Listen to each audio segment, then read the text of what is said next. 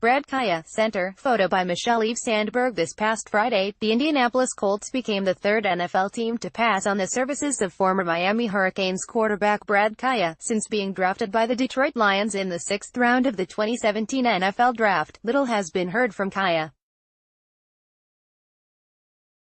At one point, he was expected to be a surefire first-round draft pick who would one day step in and have a go at winning a Super Bowl.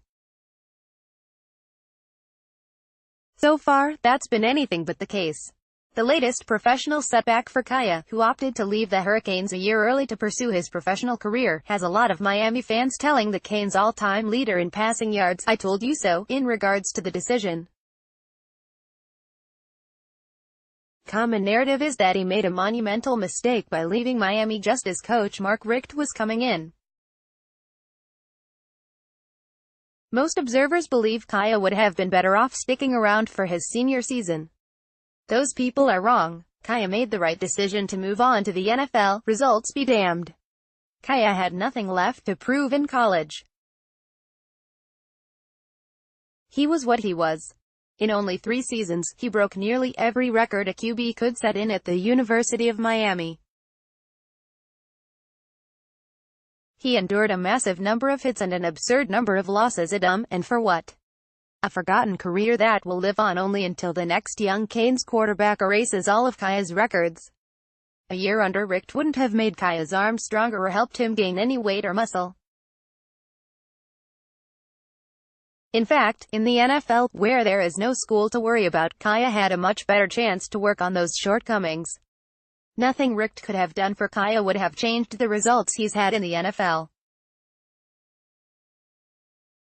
If Richt is such an instant difference maker when it comes to quarterbacks, Malik Rosier wouldn't have been the team's weak link last season.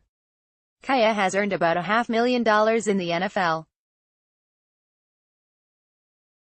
That's more money than most college graduates his age could hope to make in 10 years, not 2 years of holding a clipboard in the NFL.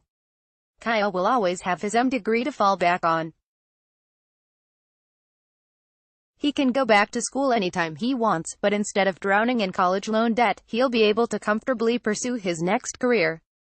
You can stop feeling bad for Brad Kaaya now. He skipped a season of playing football for free for a bunch of fans who only want him to regret his decision because they wanted him to play for their football team. Instead of wasting another year in a corrupt and flawed NCAA system, he turned pro and got paid. No one should point and make fun of him for betting on himself. No one should second-guess his decision, because it was his decision. And most of all, no one should feel bad for Kaaya. He's done just fine thus far, and there's no reason to think that trend won't continue.